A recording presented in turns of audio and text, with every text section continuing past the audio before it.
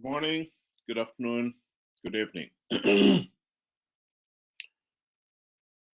purpose of a free media cannot be overemphasized. Freedom of expression, freedom of association are very important in any healthy and functioning democracy.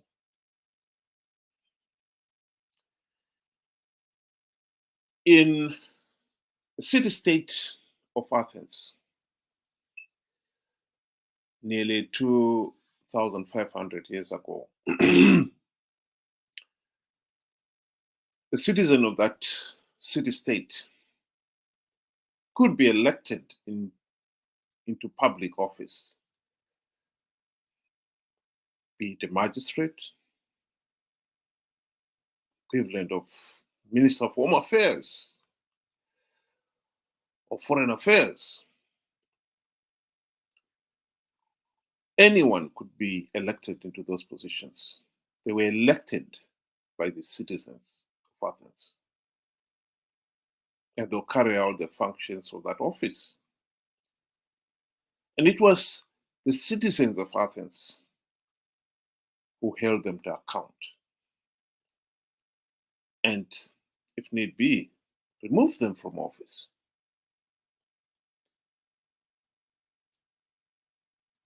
The city-state of Athens is the one that gave humanity democracy.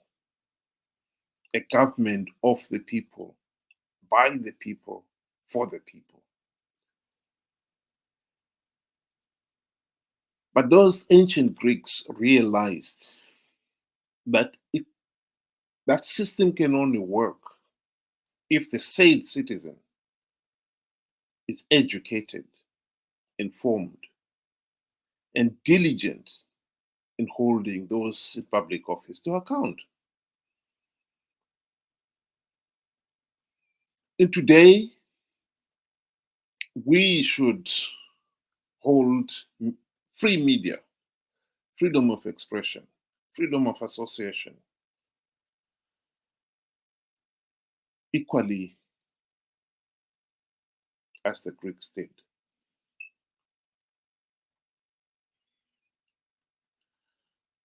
It is a pity, of course, that Zimbabwe, ever since we gained our independence, 1980, in fact, as soon as we gained our independence, Zanu PF instituted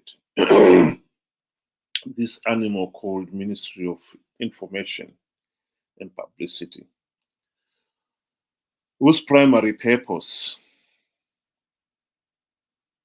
was to preside over the public-owned media houses, ZBC, television, radio, and the print media.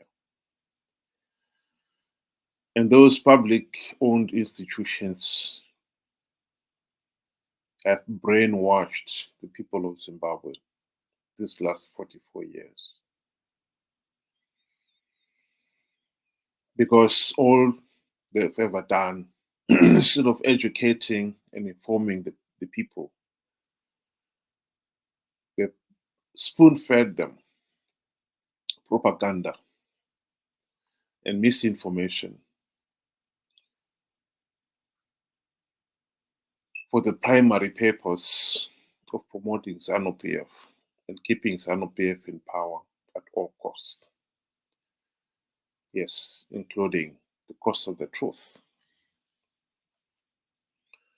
including the cost of keeping the people well informed so that they could make informed judgments. If there was to be change, democratic change in Zimbabwe, one of the institutions that must go is that Ministry of Information.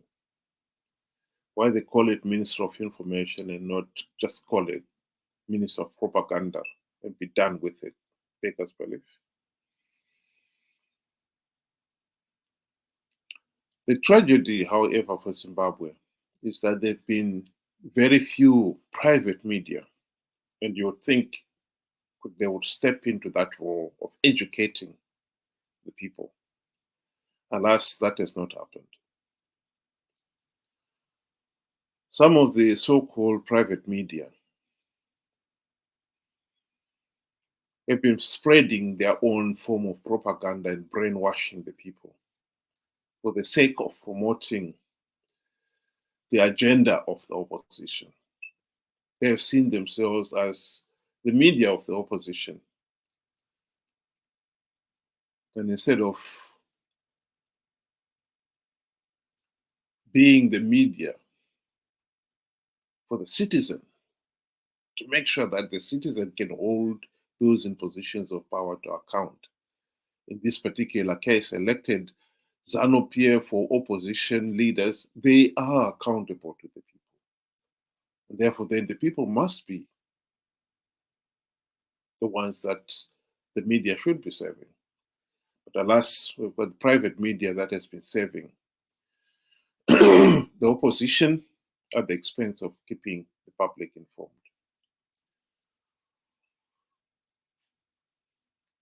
I've got a video clip that has been circulating the social media from Gambakwe. I'd like us to listen to it for a minute and we can comment on it.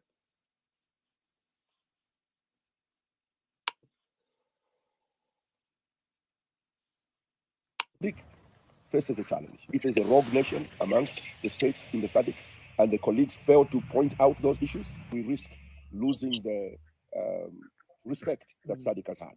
And I think we are now teetering at that issue. We had a challenge in Zimbabwe not too long ago. And so what came out of that election and the way it was interpreted and the conflict it brought amongst other SADC nations gives us the indication that the problem in Zimbabwe is not a now problem. Right. So I think this is very, very clear. It is now up to us as young Zimbabweans to deal with the situation. SADC has failed, but it's not starting to fail now. SADC has been failing since the time of Mugabe. And what Mumba is saying here is that this situation cannot be addressed by the leaders. He is saying this clearly. If you're a young Zimbabwean and you think the leaders of the SADC countries are going to help, you can forget about it. Us young people, we have to go and deal with this situation. We have to make this thing happen. First and foremost, there's going to be a protest by Zimbabweans. And this protest is going to take place at Mlungushi International Conference Center between the 11th and 12th. Some people have already arrived. I'm happy to announce that some people have already arrived in Zambia. And there's going to be a lot of people who are already in Zambia protesting against the decision by SADC to make Mnangagwa the chairperson after he rigged the elections. So SADC, in their own wisdom, decided to make Mnangagwa the chairperson of SADC after he rigged the elections. 17 out of 20 criteria were not met. And SADC still made Mnangagwa the chairperson of SADC. This is a done deal. I've explained to you that this is already done. Mnangagwa is just on the verge of becoming SADC chairperson. They're just waiting to announce. The only thing that can stop SADC from announcing Mnangagwa as chairperson is pressure. Consistent and effective pressure that does not stop between now and August. There must be not a moment for SADC to breathe. They must not be allowed to breathe, the guys at SADC, because they will continue and make Mnangagwa the chairperson. And this is unbearable. You heard what Mumba saying there. Zimbabwe is a rogue nation, and Mnangagwa has gone rogue. That is why other African countries that are democratic do not want to hear about this. But the leaders of SADC have, in their wisdom, decided to make him chairperson. They don't want to deal with the issues. They do not want to deal with the SIOM report. The SIOM report is not on the agenda as we speak. They're only going to talk about the SIOM report in 2 years' time because they don't want to confront Mnangagwa in his face when they're having the SADC meeting. They do not want to confront Mnangagwa and say, Mnangagwa, you rigged the election. Mnangagwa, you must have dialogue. Well, this is a mouthful. I think we need to be honest with ourselves. There is a number of issues here that Gambakwe is raising. We'll just pick some of the issues. Take, for instance, this issue of the SADC Election Observer Team mission report is referring to.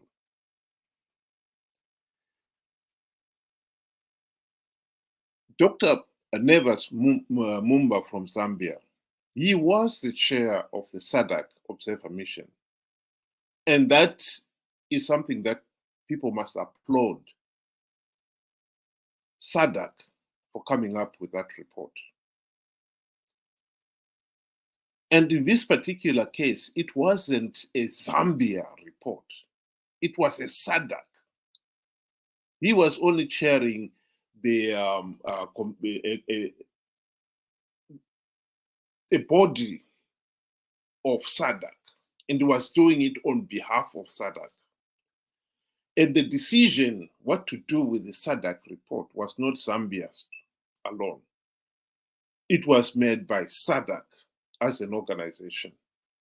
So this whole headlines that Zambia wants SADC over Mnangagwa, Zambia wants, as if to say Zambia, Dr. Mumba is now speaking for Zambia. When he wrote that report, he was writing it for Zambia, not for SADC. It's totally misleading. This is totally unacceptable. We do not want to be the ones appearing to be promoting this issue that there is an issue between Zimbabwe and Zambia. Zambia, when Dr. Mumba gave that report, he was giving it on behalf of SADC, not Zambia. So where Zambia comes in here is absolutely unbelievable. Well, welcome, Benjamin. What do you think of this reporting by our friend Kambaz? You know, hi, good day to everybody. I'm pretty upset because of this guy. I really think that, you know, somebody needs to tell him to stop, you know, making fools out of people. You know, all his things that he said before and up to now have never come to pass. He's claimed that he's got close sources within SADC. SADC is going to run elections and so forth. And nothing ever materialized from it. Now, he's actually, he played a small little clip there that Dr. Mumba was speaking. And he never spoke what his narrative is. I think he's driving his own agenda, or driving an agenda with you know, whoever he has that is, you know, that is backing him. And I think, you know, this must be stopped. People should actually, you know, tell him on his channel that, you know what, if you don't have anything meaningful to say, or, you know, or to talk about any latest development, please just keep quiet. You know, I don't understand why he keeps doing this. He is the guy that came and said SADC has stepped up. Now he's saying SADC is useless. And now he wants people to go all the way to Zambia to go and demonstrate. Why? What for? Unbelievable. Unbelievable. I wish I could actually talk to him face to face and tell him, why are you doing this? You know, we are trying to create solutions, you know, tangible solutions. And here he's coming up with myths and you know, fictitious stories that are not getting us anywhere. You know, we spent a better part of you know, this year, people thinking that come June, we are going to get our freedom. And nothing materialized. People get hurt. People have feelings. He's toying with people's feelings. I'm sorry, I may be like I'm shouting, but I'm very upset because of what he's doing. He should respect people. He should respect his fellow countrymen. You know, it's very, very annoying. Well, one of the things that should be said here is that the SADC election observer team noted that Zimbabwe's 2023 elections were flawed and illegal. And they said that in their preliminary report and then confirmed it in their final report. That did not stop our CCC friends taking up their positions. One of the reasons why, although SADC endorsed that report, failed to follow it up, at least some of the SADC member states would have wanted SADC to have followed it up and deny Zanu PF political legitimacy. But one of the reasons why I believe SADC did not do so is because Zimbabweans ourselves participated in those elections in our millions. Nearly 2 million people voted for Chamisa alone.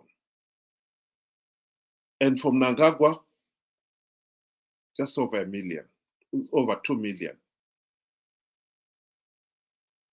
You cannot deny that SADC has got to look into that as well. If the Zimbabweans themselves are happy to participate in flawed elections, as much as SADC has said they are flawed, how can SADC, an outside body, interfere? In this case here, I would say it gave SADC, at least those SADC nations that did not want to deny Zanu PF political legitimacy, the excuse not to deny it political legitimacy. And for somebody to keep on pretending that did not matter and blaming SADC, why did you participate yourself? And if we want, we can go back even further. The 2008 to 2013 GNU, it was SADC who initiated the global political agreement that gave birth to the GNU. SADC were the guarantor of the global political agreement. And SADC members played a key role in advising, encouraging MDC guys to implement the democratic reforms. Notable individuals like Lindiwe Zulu ended up being called the street woman by Mugabe because she was the one who was pushing MDC leaders to implement reforms during the GNU. To keep on saying that SADC has let Zimbabwe down even throughout the years is a complete misrepresentation of the historic facts. We did let ourselves down.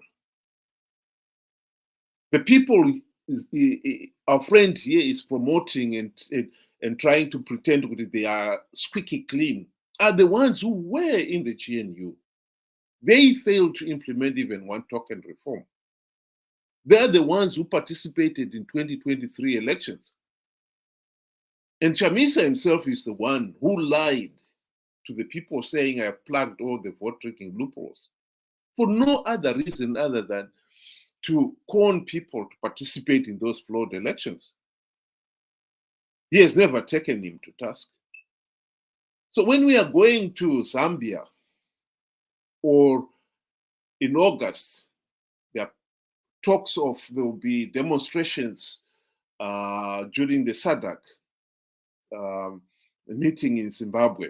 We have got to be clear, what is it we are demonstrating? What is it we are demanding?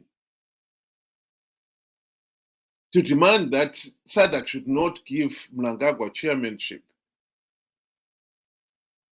is also has got to be qualified we participated in the flawed elections ourselves, even after we had been warned that these elections are flawed. In other words, we, by participating, allowed Mnangagwa to get political legitimacy. And now we're turning around and say we want SADC not to stop him giving chairmanship. That follows naturally. That position of chairmanship is meant to be rotational. Zimbabwe staying, even if it had been somebody else president of Zimbabwe, he would have been chairperson of SADC because it was Zimbabwe's turn. There's nothing to do with how Mnangagwa got into power. If SADC was going to take action against Mnangagwa, they would have taken it soon after the 2023 election results.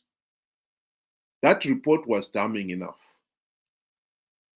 But there are many reasons, and some of them to do with us ourselves, why SADC hesitated taking a decision. For one thing, CCC imploded. SADC, if they found themselves saying Mnangagwa is illegitimate, what next? Are you going to have a GNU with Zanu PF and an imploded CCC? And by January, Chamisa himself had left. CCC that didn't even have a leader. We need to be responsible. We need to be honest with ourselves. We need to solve our own problems before we start pointing fingers at SADC. I think this is what is at the heart of Zimbabwe's failure to resolve any of its problems. Even when it's abundantly clear that we have let ourselves down, we still want to look for scapegoats, to look for others to blame. To blame SADC for Zimbabwe's problem is to miss the point completely. And to appear as if it is Zambia that is pushing this agenda is to unnecessarily inflame the relationship between Zimbabwe and Zambia. We saw it, Zanu PF thugs doing the same thing. Chris Mutsangwa, for instance, and many others started attacking Dr. Mumba soon after that report, as if it is personal. It wasn't personal. He was only reporting what he saw on the ground, and he was reporting it on behalf of SADC, not on behalf of Zambia. So I think this issue of trying to put where there should be SADC, we put Zambia, is totally unacceptable and mischievous. I mean, SADC has given us a lot of chances. We must acknowledge where help has been rendered. It is not for SADC for us to accept. SADC will not force it down our throat to say, accept what we are giving you. You know, a lot of people will go around blaming SADC. The GNU was not fair, but it was a negotiation table, right? Let's move away from there, right? Let's look at just after the report. SADC condemned the elections. 2 days later, CCC and Zanu PF are sitting on the same table, swearing each other into office. Now, who looks a fool there? Is it not SADC that looks a fool? You know, I think, you know, when we tell a story and we tell part of it, trying to to drive our own narrative is pitiful. We keep on. This is why you find people keep on blaming outsiders. Yet the problem is within. The problem is us. Our failure to learn. You know, I think, and I also have the same question. You know, I'm wondering the same thing to say, why are we going to go and demonstrate in Zambia? Why Zambia particular? Why? Why didn't we do it in South Africa? Why didn't we do it in Botswana? You know, I think, you know, it's whoever is in charge of these, you know, plots, plans, has not thought things well through. You know, you obviously, people will ask you, what are you doing this for? You know, are you still trying to preach that, you know, is it about a flawed election process? Is it about just the chairmanship? What exactly is it for? And what do you want? I fail to understand why we have to go and do it in Zambia just to deny Mnangagwa chairmanship. I mean, we've got bigger things, really. He shouldn't be there totally. So just taking away the chairmanship from him, I don't think it's going to really hurt. Yes, but he's still going to be president, and that is one thing that we don't want, right? We are tired of Zanu PF, so we should be looking for big. You know, we are trying to catch small fish. We've got the big problem, the elephant in the room when people talk about, you know, that is Zanu PF, that is illegitimate, that rigs elections, that, as you know, that abuses human rights. Those are the things that we are supposed to be talking about. If we are going to be demonstrating, then the world will listen. Not to say you're going to do for this chairmanship. I don't think anybody will care about it. I mean, really, what does a SADC chairman really do? You know, I really don't know. I feel very, very upset when this guy here starts talking a lot of nonsense and leading my fellow countrymen, you know, astray. We've got, gentlemen, we've got bigger problems that we are facing. Let us stop listening to people that, you know, just keep on peddling lies and their own narrative. Well, my understanding, I don't know. I think there may be a SADC, because remember, President Hichilema made. Faces a challenge. If there's a rogue nation amongst the states in the that, SADC and the colleagues fail to point out those issues, we risk losing the respect that SADC has had. Sorry about that. There may be a SADC organ meeting in Zambia, and that is why these people are demonstrating. The meeting itself is happening in Zambia just because it happened to be a member state. But the meeting is not a Zambian one, it's SADC. The differentiation must be made. Just as much as the meeting next month in Harare will not be a Zimbabwean meeting, it will be a SADC meeting where heads of state of SADC are meeting. Demonstrations in a democracy should be allowed as long as they're peaceful and so forth, even if somebody's demonstrating for the wrong reason. But nonetheless, it is important that people should understand that in this case here, we are demonstrating for the wrong reason. To keep on dragging SADC and saying you must have the SADC election observer mission report on Zimbabwe of the election that happened a year ago and make a decision on it now is pathetic, to say the least. SADC failed to make a decision or failed to act on it to deny Zanu PF political legitimacy. And for the reasons that we've all acknowledged, that yes, it was a tough one, but by our own participating, we gave SADC some of the SADC leaders at least who didn't want to punish Zanu PF, the excuse to do nothing. And we should acknowledge that.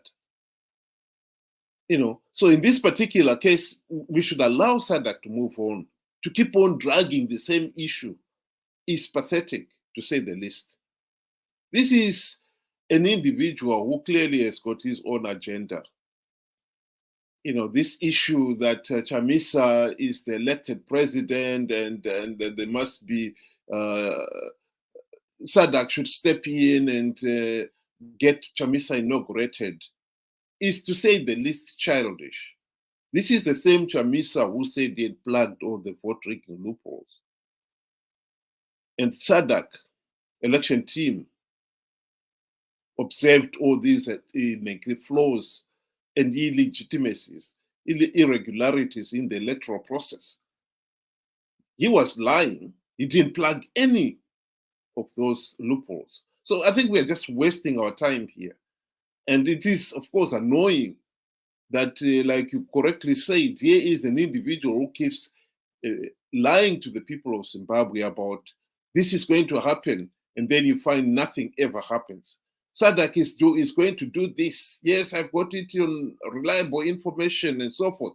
And then the day comes and you find SADC never said that.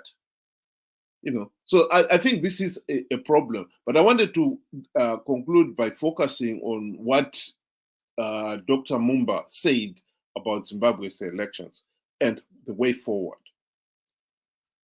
We just listen to the clip and then we'll just make a closing remark on it.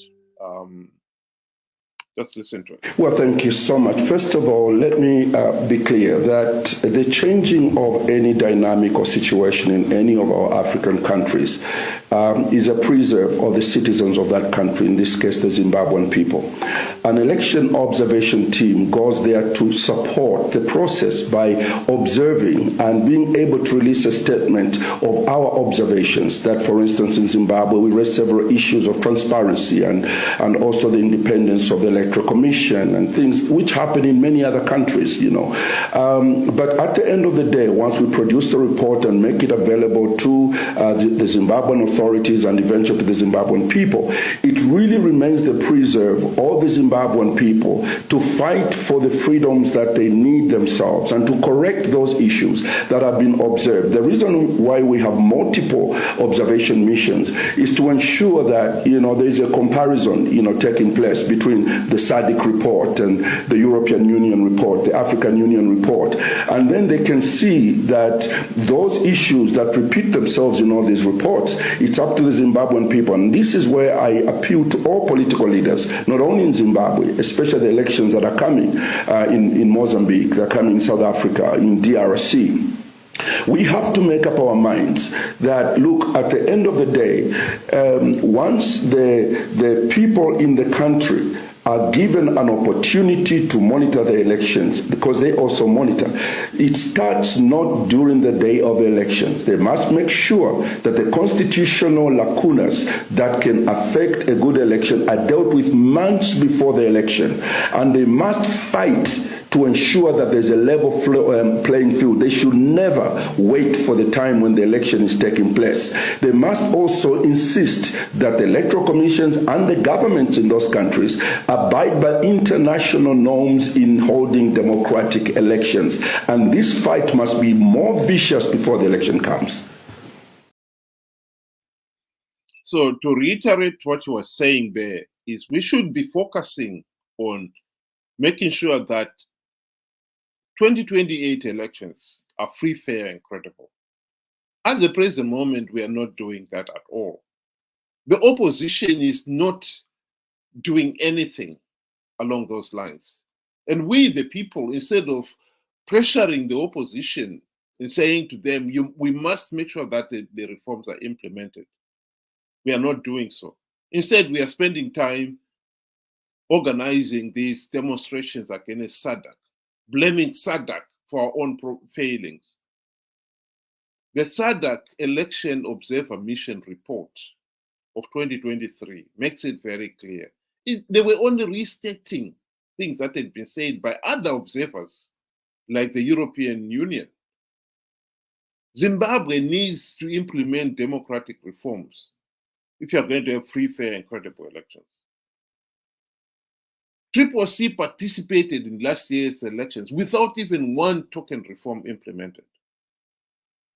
CCC, or whatever the new version of Chamisa's new political party, will participate in 2028 without even a token reform implemented.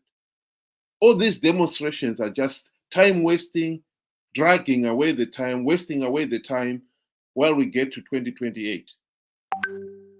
And he will come up with the usual promise that his party is going to win big because he has plugged all the vote rigging loopholes. And alas, some of the 2 million people who participated last year will believe those lies again and participate.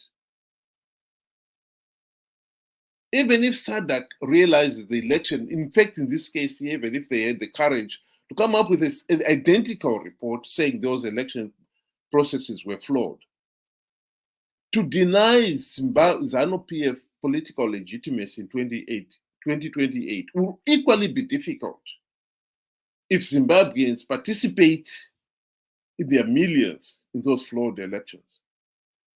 And at the rate at which we are going, that is exactly what is going to happen. We want to blame SADC. Blame SADC for what? Was it SADC that forced the 2 million people to go and participate in the flawed elections? Was it SADC that forced Chamisa to lie that he had plugged all the vote rigging loopholes? Not only last year, he did the same thing in 2018. The same thing in 2013. In 2018, he is the one who said MDC Alliance has come up with stringent measures to stop Zanu PF rigging the elections. That was a lie. We need to sort out our problems and stop blaming SADC. And meanwhile, when we should be focusing on what and getting the reforms implemented, we want to waste time organizing demonstrations against SADC. What has SADC done? And please, let's not pretend that what SADC has done was done in the name of Zambia. As much as the presidency of the Troika on political activities in SADC, as long as that organ was being chaired by President Ichiluma of Zambia. But that does not mean it was Zambia.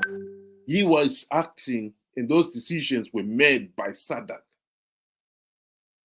The SADC Election Observer Mission report was chaired by a Zambian. SADC, but it doesn't mean the rogue nation amongst the states in the SADC and the it was a Zambian. Fail to point out those issues, we risk losing the. It doesn't mean that it was a Zambian report.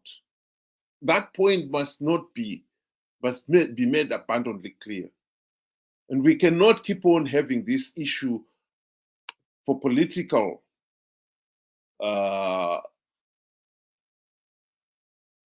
advantage by the opposition who do not want to admit they're the ones who have failed the nation. They are hiding behind SADC. They're always blaming SADC. Zambia or SADC did not ask CCC guys to participate in 2028 elections without reforms. We need to sort out this mess.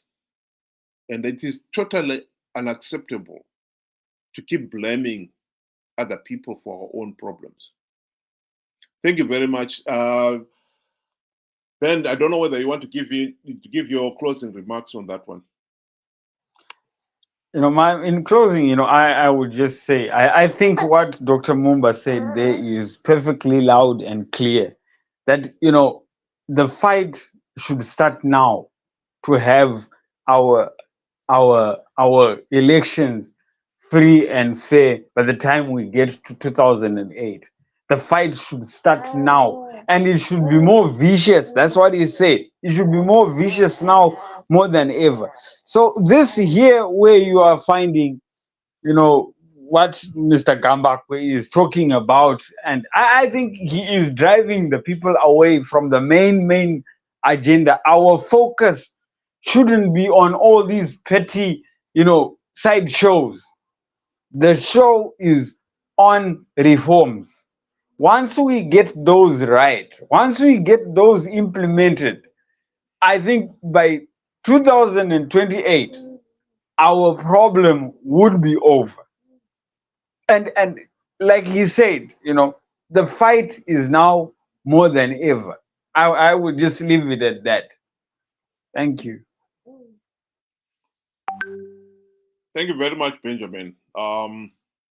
And thank you very much for those who were able to join us this evening. And have a good day.